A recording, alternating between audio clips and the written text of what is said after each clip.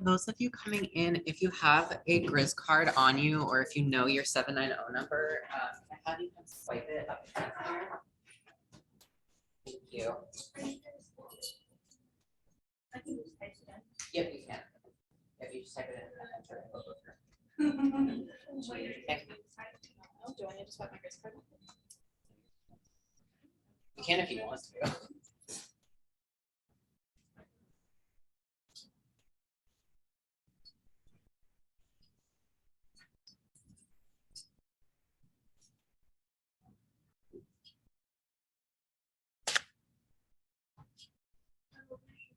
Oh, thanks.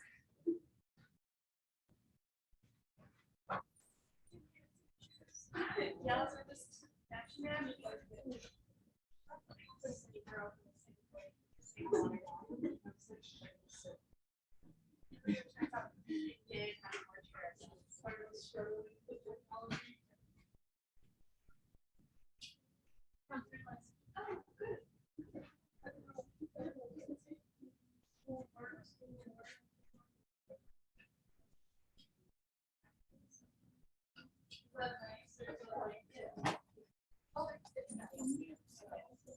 oh yeah, yeah, but I also like somehow like my issue is I decided to work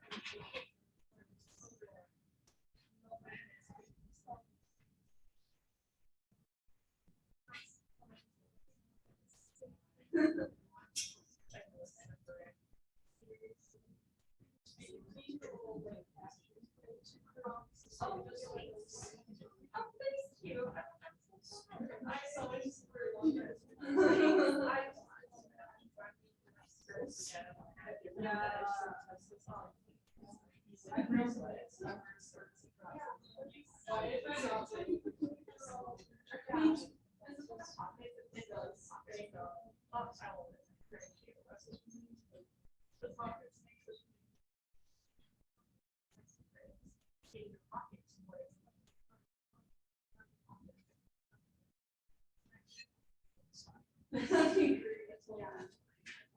my boyfriend like literally anyone ever say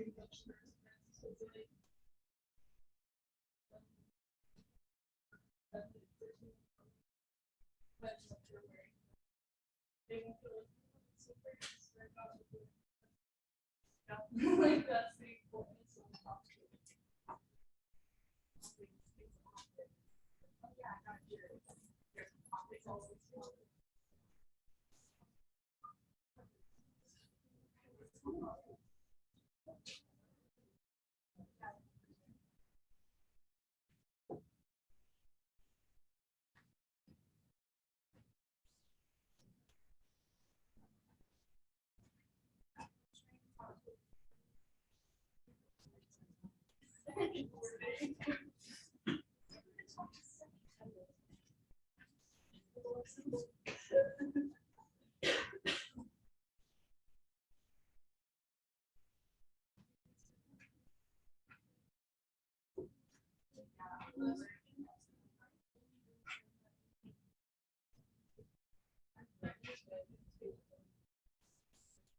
And I talked to her, she was like, I'm just gonna do it like your day. Yeah. Literally 50 points or something. I was like, bless you, please. Social professors are way too understanding in that way. And you didn't get that leniency, like how to fill your class.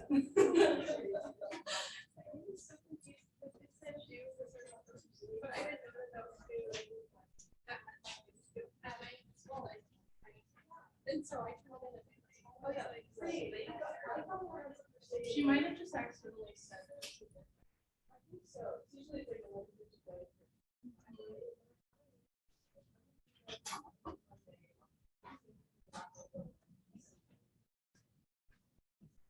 Yeah, I'm guessing it was just.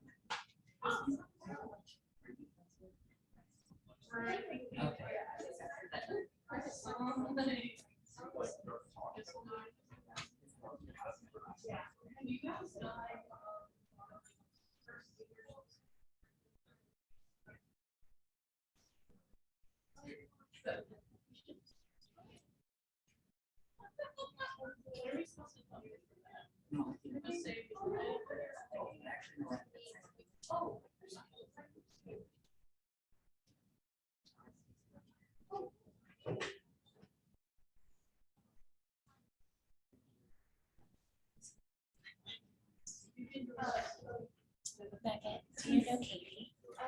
Yes. Katie, her name moderator, session tape. And gesture full on, just like the all the help.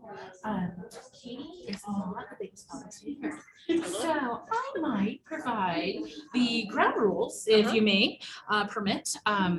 So I'll do the ground rules and then speak back. Thank you. I No, no, appreciate no. you. Okay, and let me just make sure that I.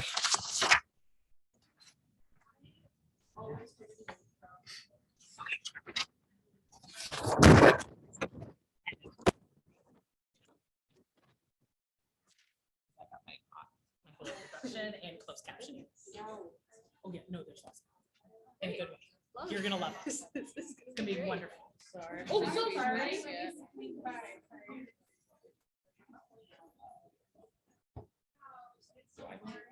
Oh, because they were in the same room, I think they announced it later, just that a portion of the seat within the theater. Okay, cool. Yeah, I was like, where?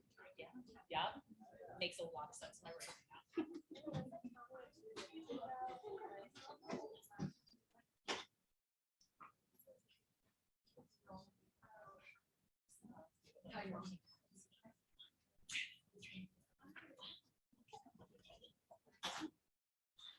Okay, we have a ton that I need to do for this session because we have both doors. Because as so on I'll close this one and we'll get that one open, permitting people to go in and out, not excluding, but then they're not like.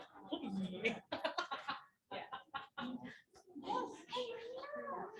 Oh, your moderator's here. Look, I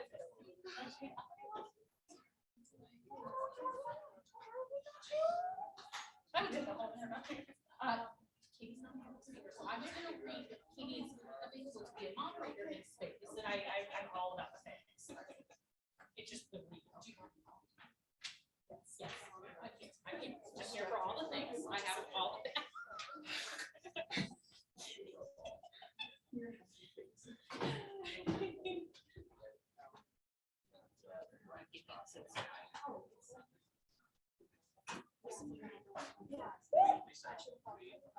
You can make it cool. I was like, whoa.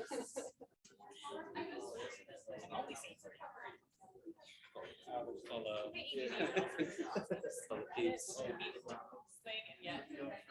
truly what would happen. Good job. Thank you for being front row. Please call on only your front row. No, I'm just kidding.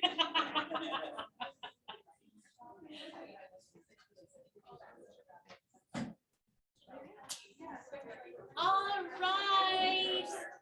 Thank you very much. If I can get people's attention, we'll get going and respect your time and our speaker. Hello, and thank you for taking part in the 2022 Diverse U, celebrating 50 years of Title IX. Diverse U is a celebration of diversity, and I'm sure that we're all eager to find out what we can learn by attending these sessions. But first, a couple ground rules. This is important. It's a student-led program, creating learning spaces where people from various disciplines can facilitate discussions in an engaging academic setting. Diverse U is the opportunity to engage in civic discourse and dialogue through listening and learning. The ground rules are in place to assist our presenters in maintaining dignity and respect in those spaces. Here are a few ground rules for participating in the discussion, how we can better serve and respect the learning experience for everyone involved. Guideline number 1, communicate direct personal experiences and not secondhand experiences. In doing so, we rely on I statements, such as, I was affected by an incident where, and I know in my own life experience. Guideline number 2, speak for yourself and not as a representative of any group or other person. Along the same idea, do not single anyone out to be an expert in order to speak on their behalf or ask them to speak on the behalf of another group of people. Guideline number 3, if you do wish to reference studies outside your own experience, we invite you to cite academic studies collected from various academic journals and databases available through the Mansfield Library. Guideline number 4, be respectful and courteous throughout each presentation, whether you agree with the presenter or not. Our central mission here is civic discourse. Be mindful of the amount of time and space you are taking and allow others to share dialogue. Guideline number 5, be mindful that many of the presenters are in a place of vulnerability due to the personal nature of each topic. As an institution of higher learning, we depend on students' academic code as well as the student conduct code to ensure each presenter is treated with dignity and respect. Finally, guideline number 6, active listening is more than just hearing. It is expressed in our presence in this room. Based on this factor, we ask that while you are in this learning space, you silence your phones. If you do need to talk to someone on the phone, we ask that you respectfully step outside of the meeting space to tend to those communications. So there it is, friends. 6 relatively simple guidelines and expectations for student conduct in these spaces. The rules apply to individuals and groups that are not students, and we will enforce them should poor conduct occur from any person. I'm sure that won't happen. Thank you for coming, and I now turn it over to our amazing presenter. Hi everyone, I'm so excited that so many people wanted to come to this. My name is Beckett Redinger, my pronouns are he, him.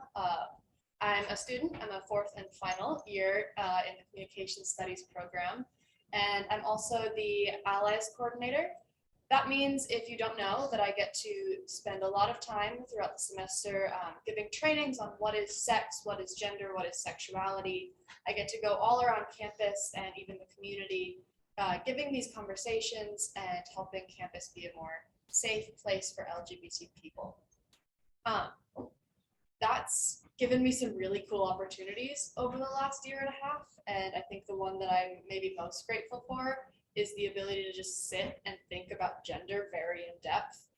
I've also gotten a lot of really good questions and ideas in Allies trainings that have let me think more deeply about it and think more deeply about how we're talking about gender, how we're visualizing gender, and what gender is going to be like in 5, 10, 15, 20 years.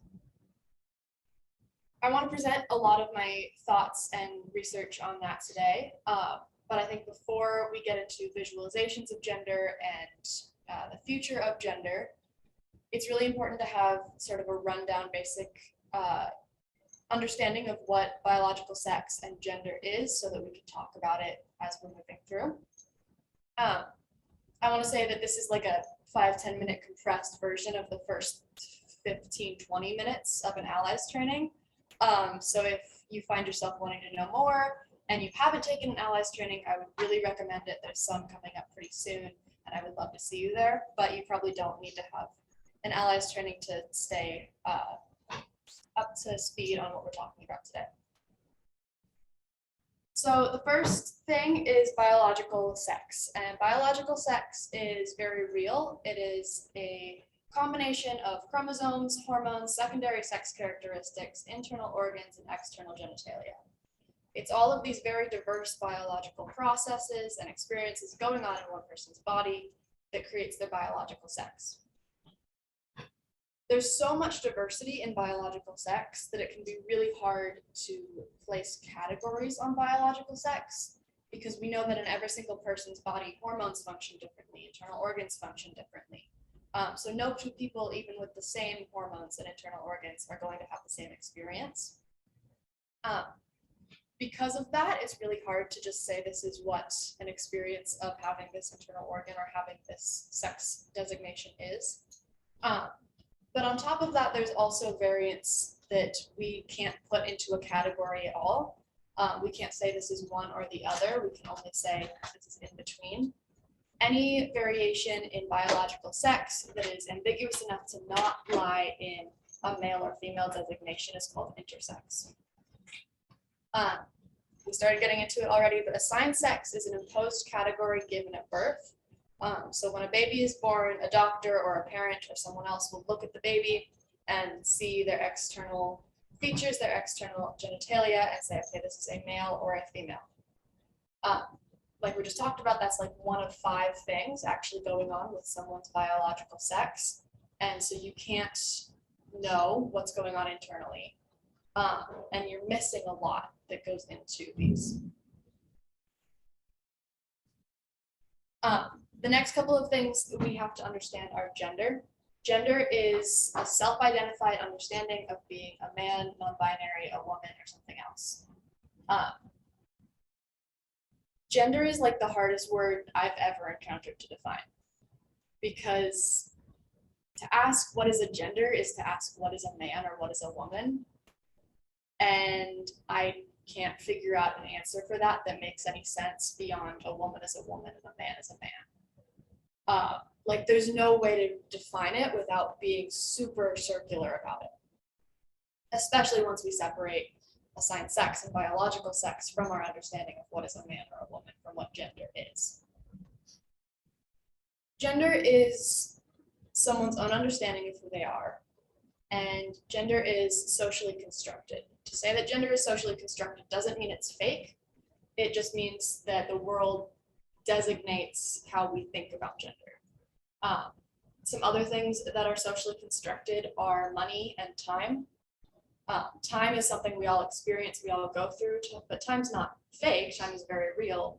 But the way that we separate it into hours, months, days is socially constructed. Just like that, gender is real and something we experience, but it's something that we say what it means.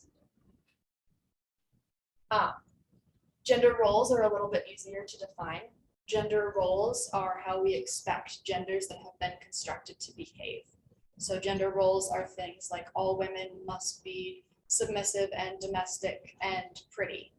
And then maybe a gender role for a man is a man must be aggressive and violent and tough. Gender roles are the social expectations of gender that come out of biological sex and assigned sex, but at this point we're also sort of far removed from like what biological sex is, and we're constructing expectations for people. Gender expression is similar. It's how we show or don't show what our gender is to others. So that might be enacting our gender roles, acting in a way that aligns with our gender roles, but it might also be looking a certain way to embrace femininity or masculinity or androgyny to express what our gender is. I know there was a lot of speaking in the last couple of slides. Does that all make sense? Are there any questions on any of that? Okay, beautiful. Like I said, if you feel like you want to hear the full version of that, please come to an allies training. So like I said, there have been a lot of really cool questions about what gender is and the future of gender and how to think of gender in a way that's respectful of the understanding that gender is socially constructed. So I want to present a couple of ideas on how we can visualize gender. And I think it's important to say that all of these visualizations are still going to be culturally constructed. This is still something that we as a society, if we want to adapt these visualizations, are giving meaning to gender. And they're given meaning based on social expectations, and that can vary widely by what region you're in, what culture you're working within, and just what you are thinking, who you're dealing with, and who you're talking to, and how they think of gender. So I want to start with binary, linear, and global visualizations of gender. A binary visualization of gender is sort of exactly what it sounds like. That's one or the other. Binary means two. So that means that there are only two options. There is no in between and there is no outside. There is man and there is woman. That's all there is. You can think about it in terms of sex. There is male and there is female, or sexuality. There is gay and there is straight. I'm going to be doing a lot of stepping. Binary gets a lot of pushback from society, and for good reason. It's leaving out a lot of the nuance that actually exists. But I want to push back on the pushback just a smidge, because I don't think binary constructions of gender are inherently ill-intentioned. I actually think that when we create a binary for people, we're saying, look, the world is crazy and complicated, and here's a way, here's a cheat sheet. So especially when we have a baby and we're assigning a sex to that baby, and then we're saying, okay, you're female, therefore you're a girl, you're a woman. It's a cheat sheet. It's like, man, the world is weird. And it can be a lot easier if you know who you are. Here's a piece of who you are that we can give you that might make sense of this. I think, or I like to think maybe, that binary constructions of gender are intended to help people find who they are and to understand how they function in the world. But it really does leave out a lot of nuance. It leaves out that whole in between, and it leaves out everything outside. If we're talking about biological sex and it's binary, then that leaves out all intersex people. If we're talking about gender, it leaves out all non-binary people or all agender people. If we're talking about sexuality, we're leaving out all bisexual or all pansexual people with a construction of gender like this. So maybe a better way to visualize it would be a linear visualization. And of course, linear, it exists on a line. And it says, okay, so it's not one or the other, but it's man over here, and then I can walk all the way over here and have woman over here. There's a progression of it. This is certainly better. It's more nuanced. There's more to it. But I think this is sort of the dominant cultural understanding of the gender spectrum right now. And I push back on this one a lot. Because it still positions being a woman as 100% opposite of being a man. And those two experiences have so much more in common on virtue of just being human than they do different. I also think that, yeah, it captures this in between.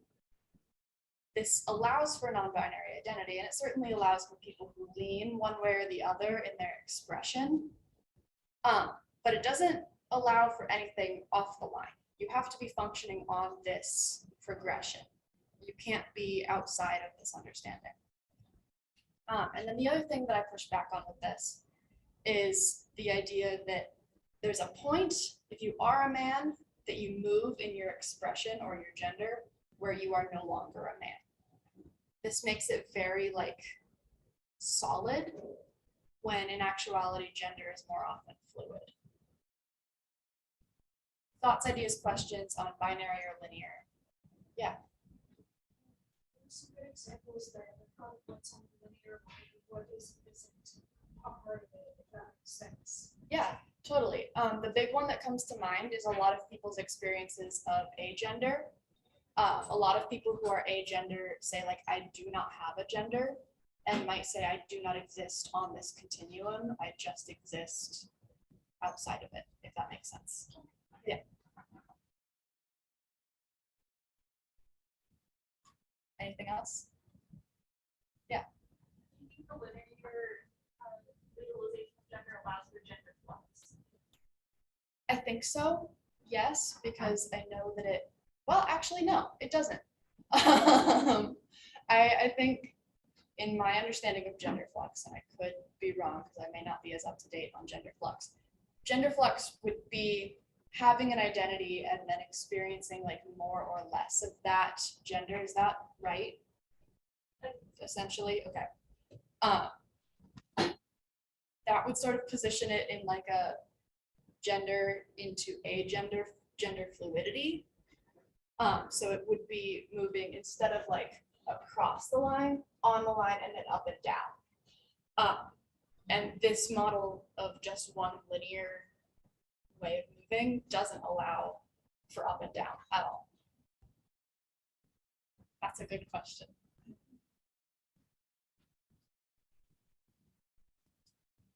Cool. Okay. This is my favorite. This is what I work in my brain. And this is the global visualization of gender. And I want to say that I mean global, not as in universal, and not as in everyone in the world is going to believe in this and work in this function. I also really want to point out that any inspiration I got from this, and this is a phrase that I came up with myself, but I don't, I'm certainly not the only person to think like this. But the inspiration I got from this, for this understanding, is really from autism and the autistic community, because new autistic researchers are learning to chart autism traits on multiple axes, and it's beginning to look like a circle rather than a linear mode. And I've started using this understanding in anything that I consider a spectrum: biology, gender, sexuality. I heard a professor yesterday talking about the mental health spectrum, and I was like, oh, it's global. The global understanding of gender doesn't position any two genders anywhere on this circle, any genders at all, anywhere on this circle. You'll notice there's no labels, because we can't say, well, I think right there is a man. I've actually started playing a game with allies trainings every once in a while, especially when I'm with a group of like all students, where we'll go around the room and everyone answers the question, what color is your gender? And if you think about it for a second, or like think about it right now, what color is your gender? You might have an answer, right? Yeah. It might not be blue or pink just because you're a man or a woman, right? It might feel more inherent than that. And so I found that saying, oh, well, my gender is purple, my gender is yellow, is actually a lot more useful than saying my gender exists somewhere on this line. Because it says, okay, none of us are opposite each other. We might, in an allies training where people are saying what color their gender is, there might be a man who says my gender is red and a woman who says my gender is orange. And they're right next to each other. They're not opposites, they're very close. There might also be, 5 women, and all of them have completely different colors for their gender. And yeah, sure. They're all experiencing womanhood in a different way and explaining it in a different color.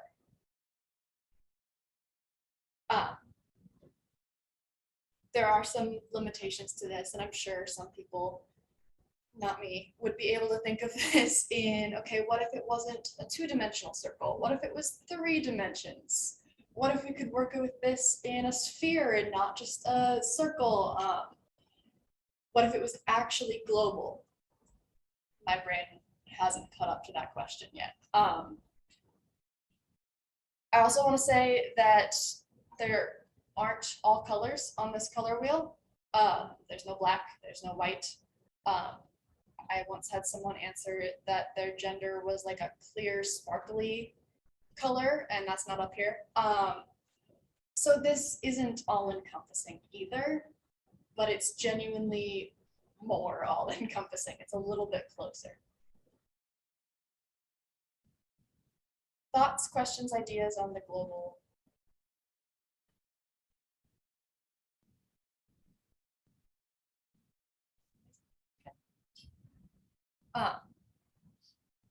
So now I want to fulfill my promise of telling you what the future of gender is.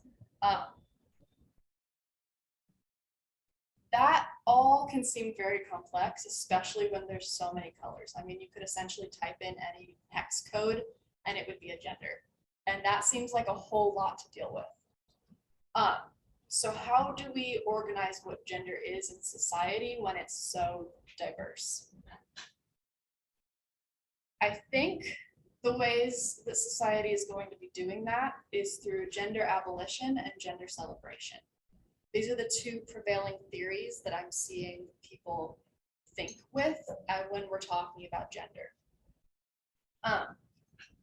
Gender is a major player in our socio-political landscape. It matters so much in every interaction we have. And so I feel like in the next part, we're sort of leaving behind those visualizations of gender, but I want you to keep them in your mind as much as possible, because how we visualize gender changes how we think about what's coming next for gender. So the first theory that I've heard of that I think people are going to be leaning into in the future of gender is called gender abolition. It's also post-genderism, gender nihilism, gender agnosticism, gender anarchy, a lot of words for sort of different takes on the same subject. So gender abolition views gender and constructions of it as weapons of violence. Gender abolition says, look, we have gender, but we've binarized it, we've made it one or the other, and that's hurt a lot of people. The gender binary has been used to oppress women, especially. It's been used to suppress men's emotions. It's been used to enact gender roles. Gender as the binary subject has been a weapon of colonization and of powers that be to hold people down. And we can't just deconstruct and then reconstruct gender. We have to get rid of it. And this feels like such a big claim.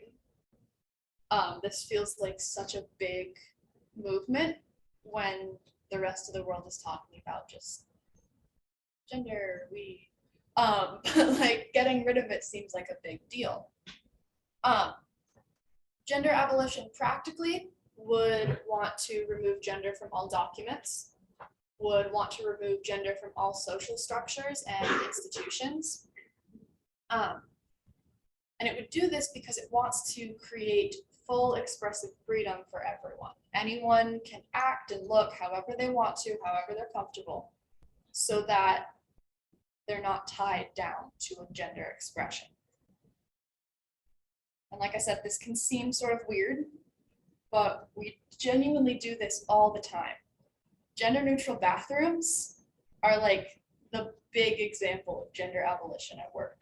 And gender abolition in a gender neutral bathroom doesn't seem that much different from any other bathroom.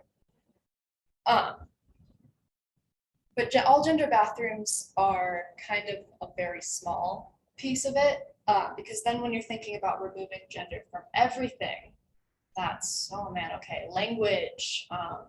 Would English become a language that only has one pronoun for all people? Would all sports teams be completely be just about ability and not about sex or gender? All interactions based on gender identity would not be about gender identity anymore. This theory is essentially intended to create a more equal world, and it would do that. Like, we can't deny that without gender there would be no gender bias or discrimination, and there definitely wouldn't be any transphobia, because everyone would just express who they are, how they want.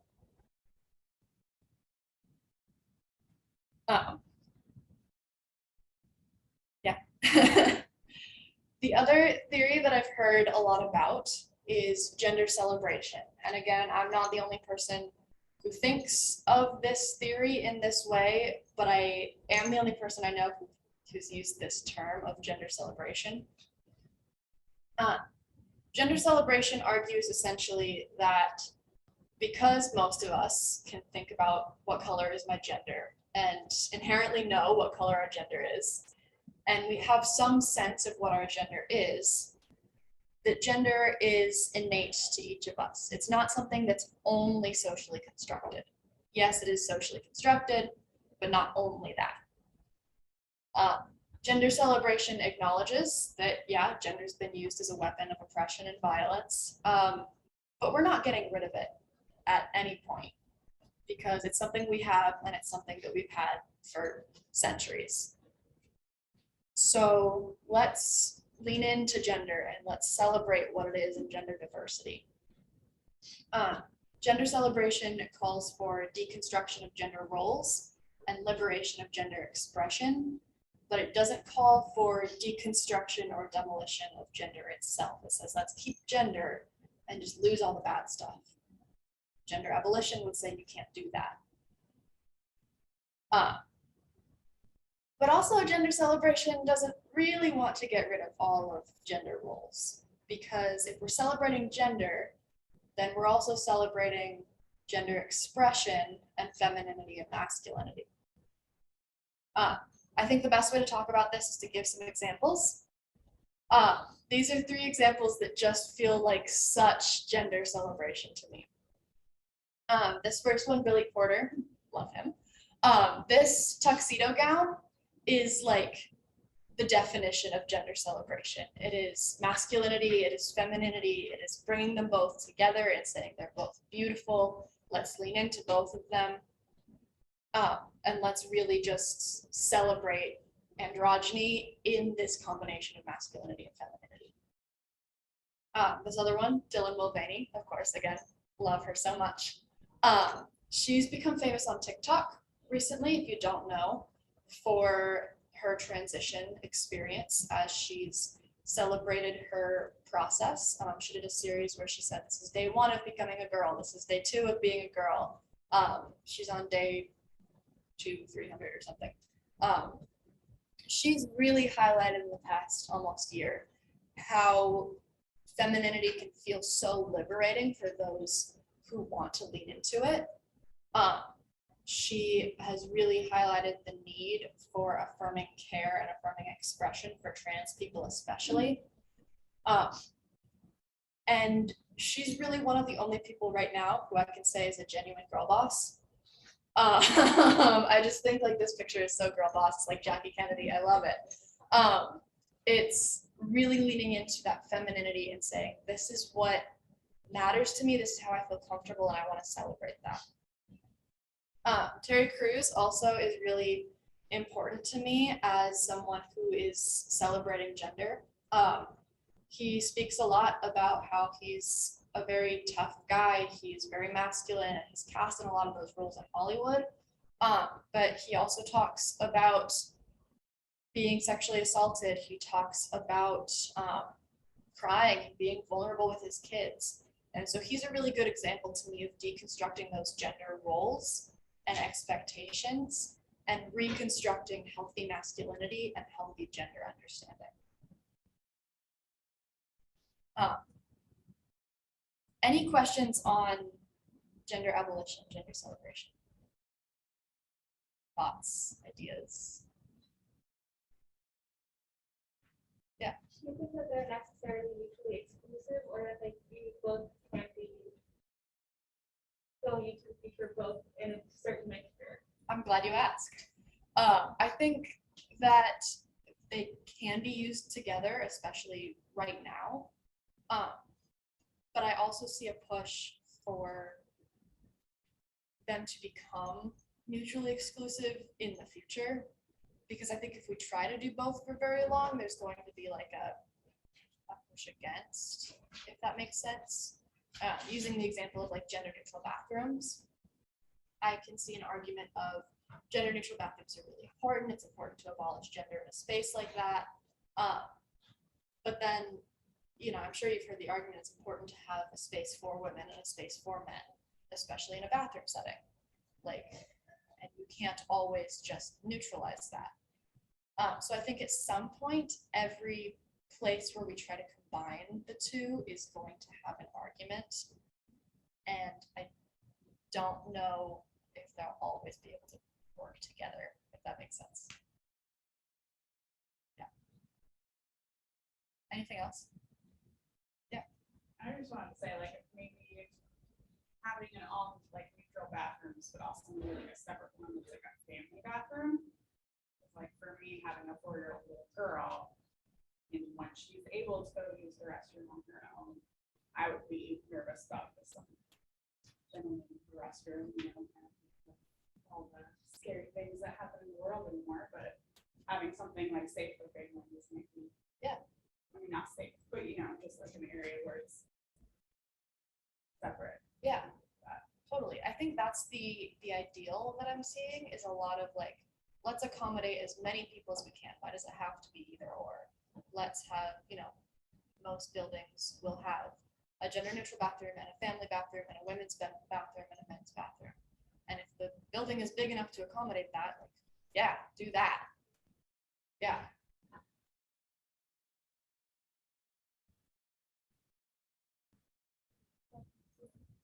I know I said I was gonna tell you the future of gender. You probably knew that I can't do that. I would have to be a lot smarter than I am. And I just don't have the wisdom to know what's going to happen in the future. I can predict based on what I've seen and what I see that gender abolition and gender celebration are going to be continuing in both of their practical applications and are going to be working together and butting heads, and it's going to be sort of an interesting like theory debate. I do think for sure that gender celebration is the dominant framework being adopted by Hollywood and by media and individuals. It's palatable. I'm sure it was a lot easier for you all to hear about gender celebration than gender abolition. It's also easier to sell. It's a lot easier for a company to say, okay, we make clothes and look at these beautiful women's clothes and men's clothes, and anyone can wear whatever they want. That company would probably make a lot of profits, where a company who said, our clothes don't have gender labels, everyone shop wherever you want, they might not make as many because a lot of people are tentative to wear something that goes against their gender expression, even if there's no gender assigned to the clothes. Gender celebration is also progressive without rocking the boat. It's really easy to say, like, we love everyone, without actually doing the work that gender abolition would require of us to say, let's get rid of these barriers. Instead, let's celebrate overcoming these barriers. I know that makes me a cynic on gender celebration. I really do love gender celebration, but I sort of can't ignore that there are a lot of reasons that the powers that be would prefer gender celebration to gender abolition. But gender abolition is still something that's happening in a lot of places in small ways.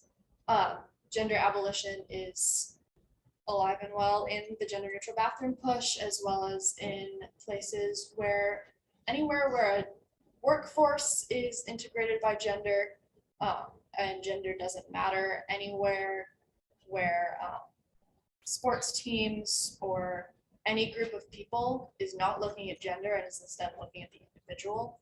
That's gender abolition at work.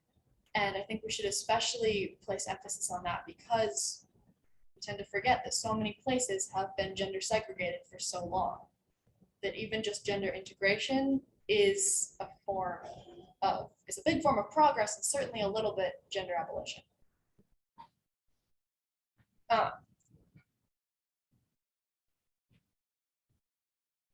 Like we said, they can coexist just a little bit. I think the main ways in which they agree are that no one should be forced into one gender or another.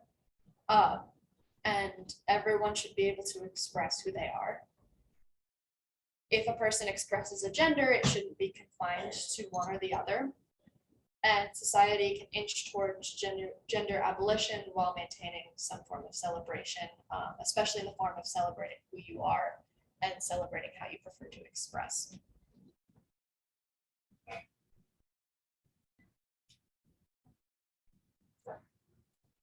Thoughts, questions, ideas? I was looking at underwear online recently, and I found a gender neutral brand that sorted all of their underwear by if you needed a flat front or if you needed room in the front, which I thought was a really interesting take on a gender abolition like clothing item that's kind of very personal and often is gendered in a way that makes it really hard to shop for clothing, especially as a trans person. Yeah. And it was really cool because they all were the exact same designs. They were just split in half based on if you needed space or if you didn't need space. I thought it was just really interesting, but they had options for everyone, and the variety of models and stuff was like super diverse. It was really cool to see. Nice.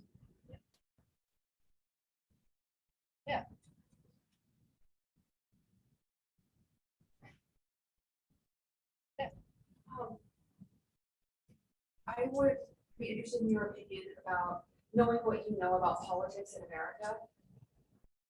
What are the chances of us regressing instead of progressing with gender celebration? I think that's a really big risk of gender celebration. Is saying, look at how wonderful femininity and masculinity are, and even saying, look at how wonderful androgyny is, and just creating a third gender set of gender expectations and gender roles for androgynous people, and just developing a trinary instead of a binary, and then making it so that everyone has to conform to those things. I think that as much as celebration is good, once it gets into, I don't know if you've heard like divine feminine, divine masculine, and how those sort of become red flag words for like fundamentalism and gender, what's the word I want? Gender essentialism, and saying like every woman is essentially this, and saying it doesn't matter if she's a trans woman or a cis woman. I think it's a really big risk to just create categories and not just celebrate but worship them, like we have in society. Does that answer the question?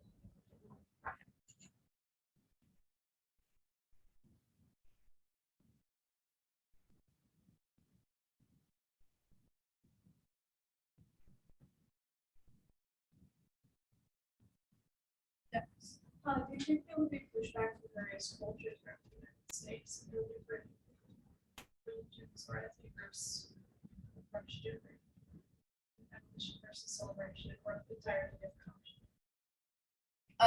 Yes, absolutely. Because gender is something that's existed in almost every culture.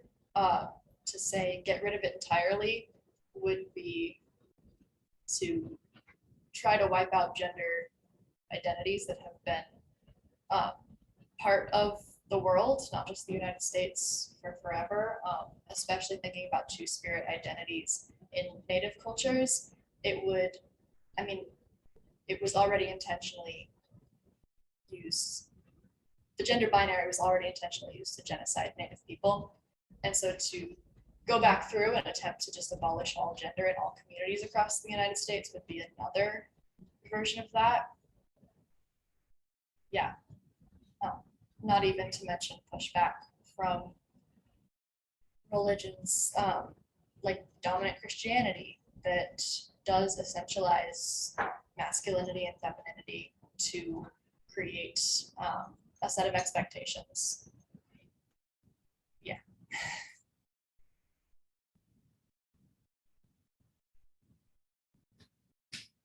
I really appreciate that question because just as a Native person and gender roles aren't really defined in my culture. I go back and forth like how much of colonization affected that and how much was just part of who we are as a people. And so In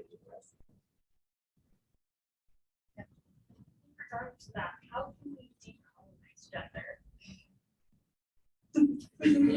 Obviously, that's not a question you can answer on your own. No, definitely So- not. I don't have the expertise for that one. Yeah. this isn't a question, but it's more like, I'm personally religious and stuff like that, and I see that a lot when you're talking about that, and I think it's not okay to do that. I think everyone should be who they are, and they should go anyway. So, I don't know, I said, like, there's a long way to go. It's a good place, but I think the good one. Yeah, absolutely. I think there's a lot of progress to be made, but a lot of the progress is going to be good. And I definitely don't want to like put a heavy future on us. Well, so I think that this religion, I know so many people that still don't study, and I don't understand why it's missed. Everything's different, right?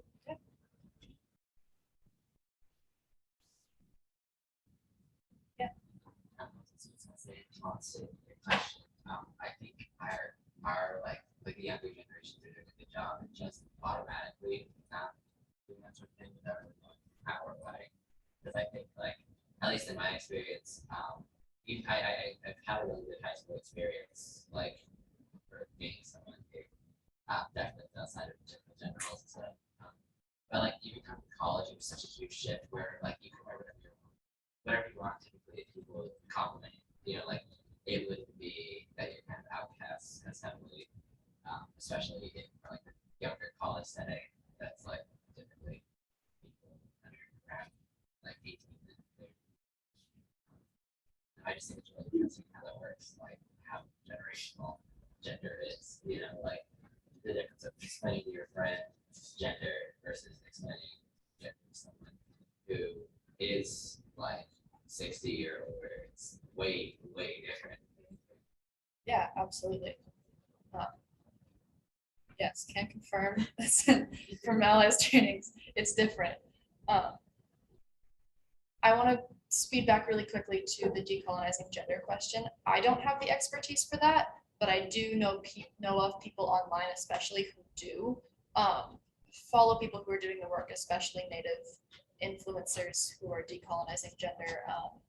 Danae Aesthetics on Instagram is one of my absolute favorites. She's great.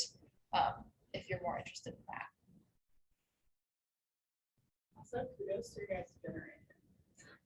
What you guys have already done. Because like thinking about when I was in high school, like how you said, I knew so many people that were hiding and not wanting to tell people who they really truly were. I think it's awesome that this generation is coming out stronger. Excited to see what that will happen in politics. Or maybe that is how we complete the gender celebration. And hopefully by the time you have grandkids, they won't even remember that we had binary. Stay positive. Probably have time for one more question if there's anything else.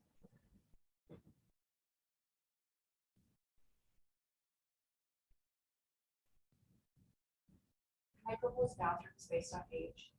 Kid bathrooms, middle school bathrooms, elderly bathrooms, so we need more space and time. Yeah. Then we probably get people that would be upset about ages. What do I like it? Cool. Well, thank you all so much for being here. If you ever need anything from me, I'm always in the branch center room 209. I love talking to people. Thank you again.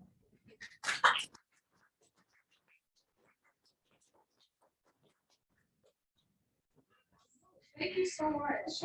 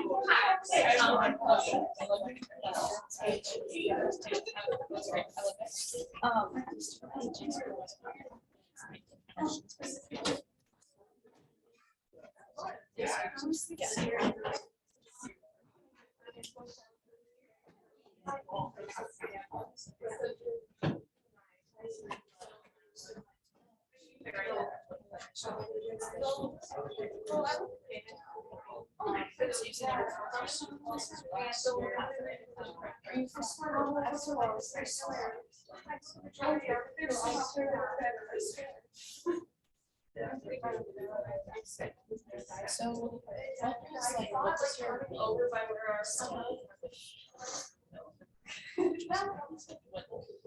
This is like, that was not doing. What was your main focus for like? Bachelor's degree? I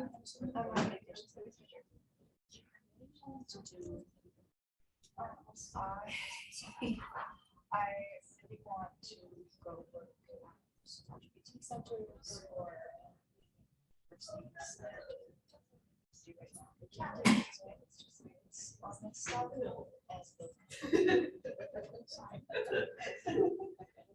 biggest setbacks for me.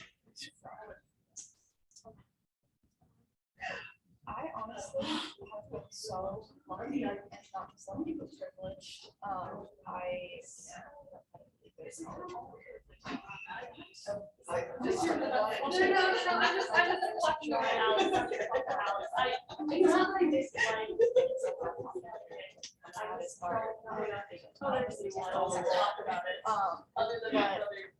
Overall, when I was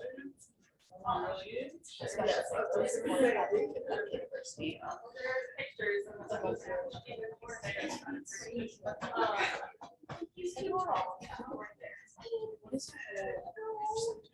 so I'm the hours coordinator. I'm also working with inclusive success. And I'm also the secretary.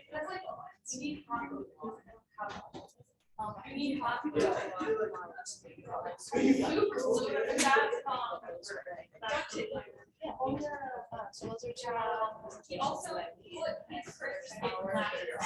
two understanding what is sex, what is gender, what is sexuality. Second hour is what can we do practically.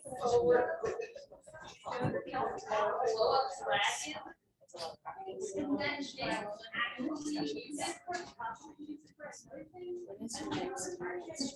If you know, yes, it's November 14th. So I'm a grade 5 film student and a season 25. Yeah. Honestly,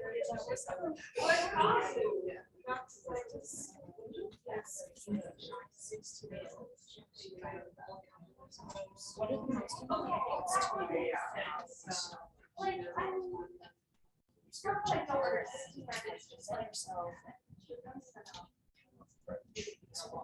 Says the I think knowing that gender is something you feel understanding who you are is fascinating and can change the world. And then approaching conversations, especially with other people, is just understanding that everyone has their own journey.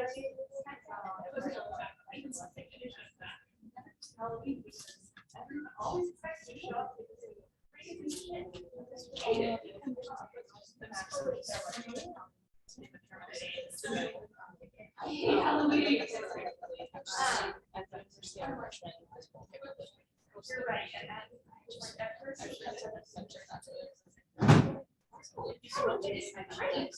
And then I'm saying,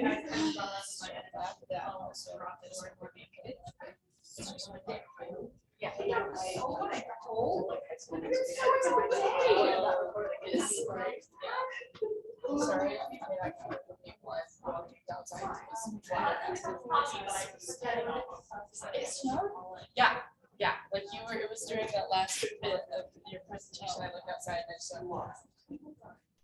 I didn't catch that. Sorry.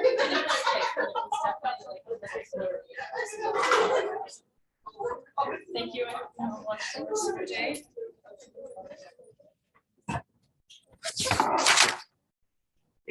Realized I definitely need to turn this off.